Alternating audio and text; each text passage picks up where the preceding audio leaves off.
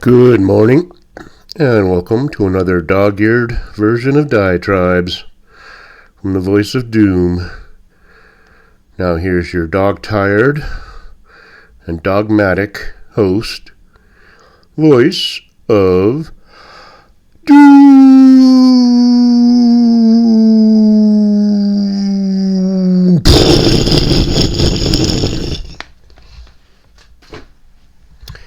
Hello.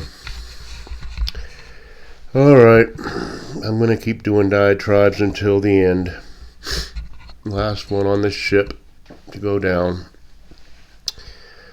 And I want to get some comments in before the end, but I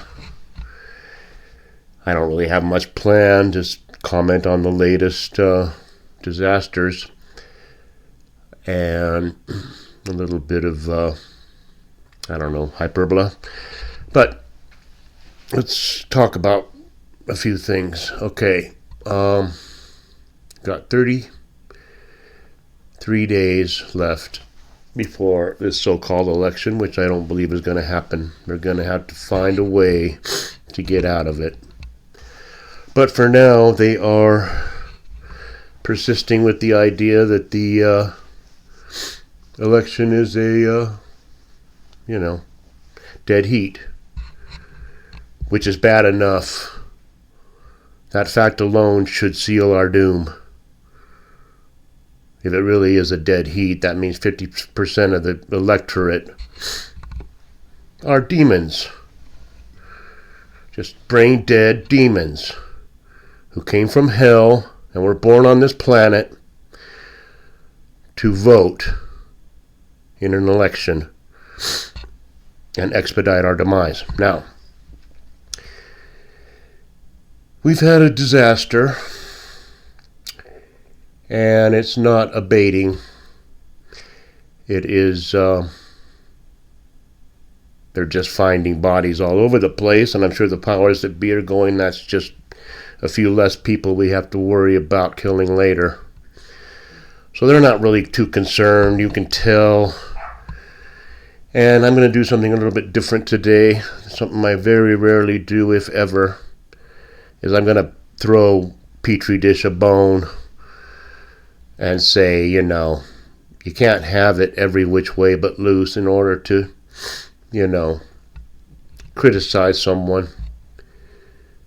There's so much fodder. There is so much we can criticize Petri dish and gargoyle for that there's no point in criticizing him for how he handles a disaster. Insofar as complaining about him showing up, he didn't even show up. They were inundated 4 days ago and the president hasn't even shown up yet.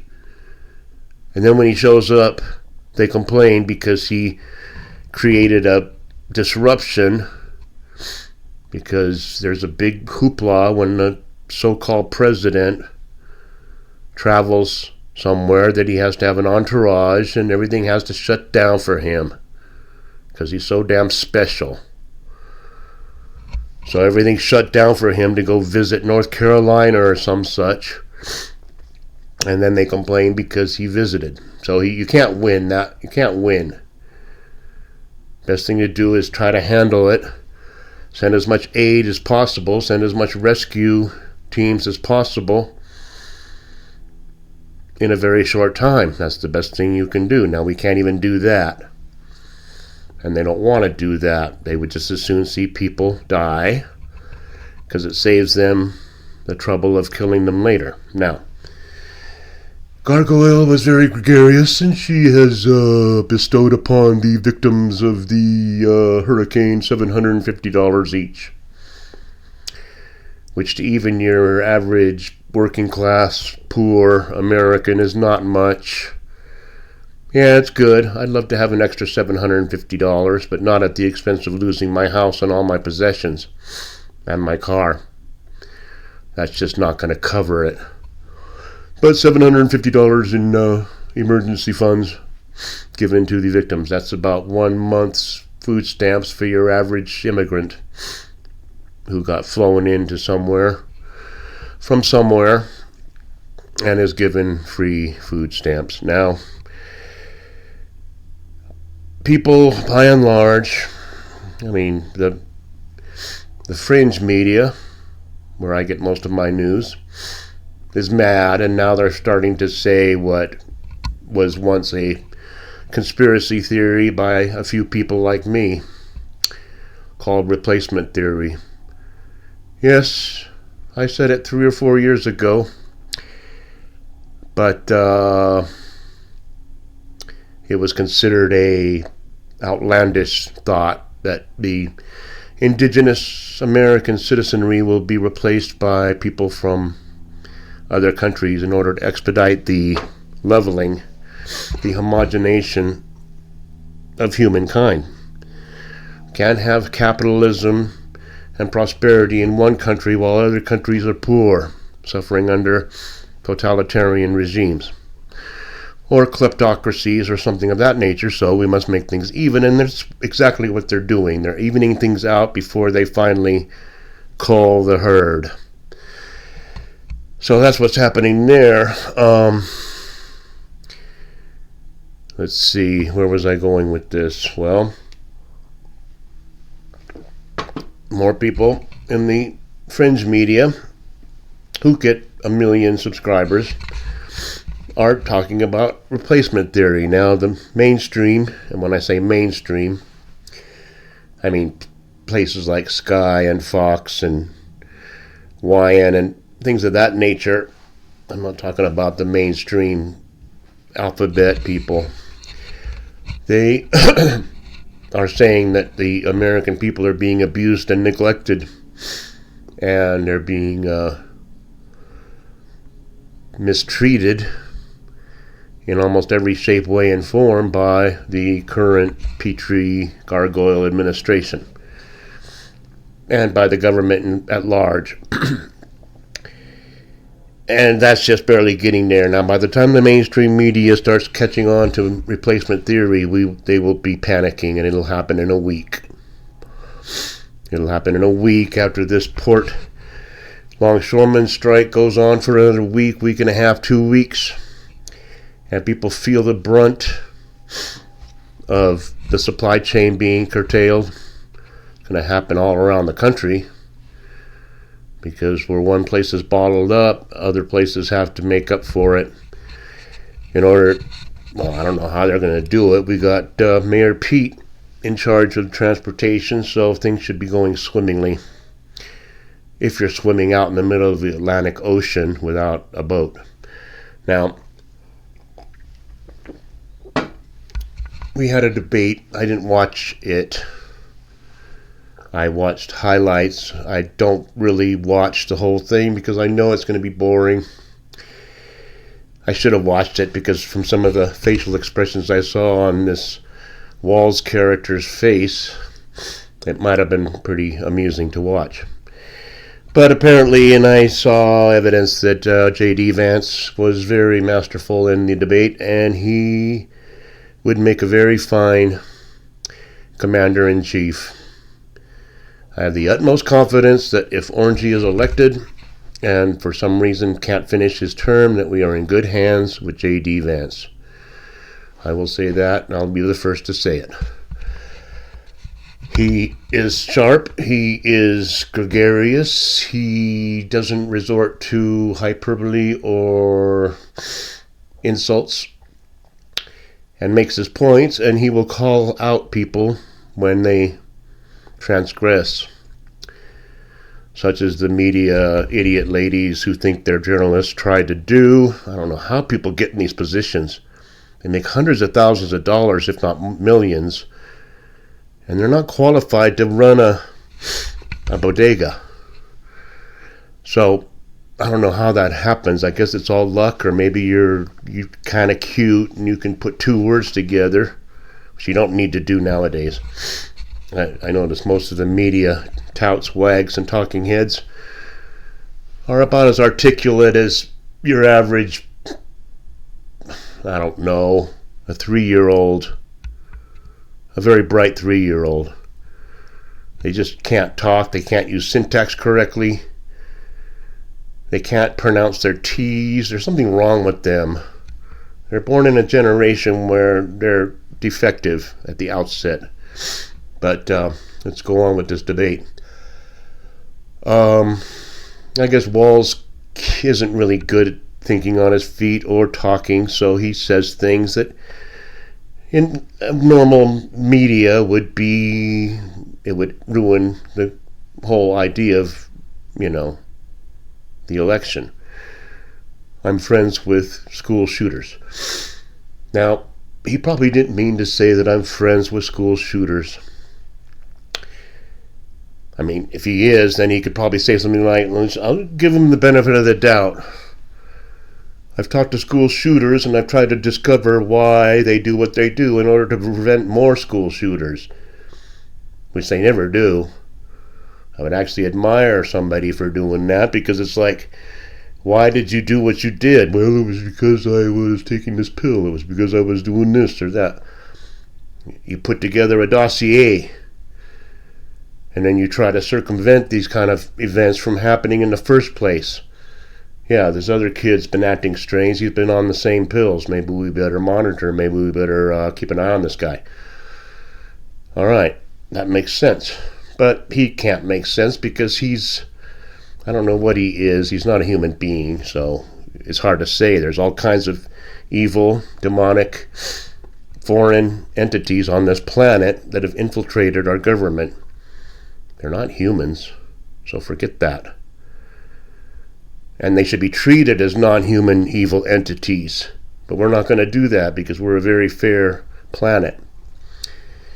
And we'll let people wreak havoc up until they become a problem, and then we'll go after them.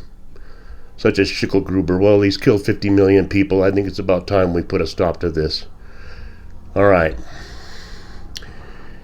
So those people are all evil. If it's a dead heat in this election, that means that 50% of this country is hopelessly insane. And I don't want to be out on the road with them. Now I will end today's diatribe by commenting on something that really bugs the crap out of me. And it's these naysayers that you have on Fox that are from the D side, that have to, Fox is fair and balanced, so they have one or two people that argue for the other side. And they are people like Jessica Tarloff and Marie Harth and the other one. And people that I can't stand at all, like Juan Williams. I'm glad I don't see him on Fox anymore. I don't ever want to see him ever anywhere. I don't like him. He can't argue. Well, he's let in 9 million immigrants over the last 3 years. Oh, come on. That's his argument. Yeah, I can't stand that. Oh, come on. Get real. I don't like debating like that. But back to the touts for the D's. Okay, so they'll argue that Petri Dish and Gargoyle are fine people and they're doing a fine job no matter what. And if anything is wrong that they can't squirm out of, they will say it's Orangey's fault. Everything that's happened in the last 3.5 years is Orangey's fault. Everything good that's happened, which I can count on less than one hand, is Petri Dish's fault. So that's either they just deny that there's a problem, or if there is a problem, they try to make it Orangey's fault. And if they realize that they can't even make it Orangey's fault, they do it by saying, it's happened in both administrations. This 15 million people that have been let in, 13,000 murderers and 15,000 rapists that have been shuttled into the United States without any vetting. That's been going on for 40 years. That's their final argument, because they aren't going to own up to anything. If they finally are up against the wall, with their back to the wall, then that's their final argument. It's not just us. It's every administration has had this problem. I hate when they do that, because nobody takes responsibility for anything. And they're going to keep running roughshod on us with the ports being closed, 1/4 of the country underwater, bodies floating all over the place. They're gonna, blame someone else. I'm surprised they didn't find a way to blame Orangey for the hurricane. Blame Orangey for the port, the longshoreman. Something could have been done 4 years ago. He didn't do a damn thing. You see what happens? Okay. So October is going to be the worst month in the history of what used to be the United States. It's just started. It's only the 3rd. By the 31st, we won't be in the country we're in now, or whatever this landmass is. Absolutely guaranteed. We're exponentially getting worse. Disaster after disaster. It's the apocalypse. God, if he is out there, his wrath is going to befall everybody, and nobody is exempt, including Netanyahu and Gargoyle and Petri Dish. All have sinned and fall short of the glory of God, and God's pissed. So I'll leave it there on that happy note. I didn't say a whole hell of a lot. I just want to keep getting my 2 cents in, because I do want to say this, that we will have communication up to the very last minute, just like the lights stayed on the Titanic until about 5 minutes before it sank, because they need to keep people occupied and distracted. And if, say, tomorrow the internet disappeared, people would wake up and wipe the sleep out of their eyes and look around and go, wait a minute, I missed something here. So if they're going to keep us going, I have the utmost confidence that the mass communication and the social networks will remain functioning until the very, very, very last minute, so that we stay glued to our screens while the bombs are falling. So that's my theory, and we'll see what happens. I'll talk to you in a couple of days. They're going to keep coming, because the disasters ain't going to stop. So have a good day, and enjoy what's left of your life. Bye.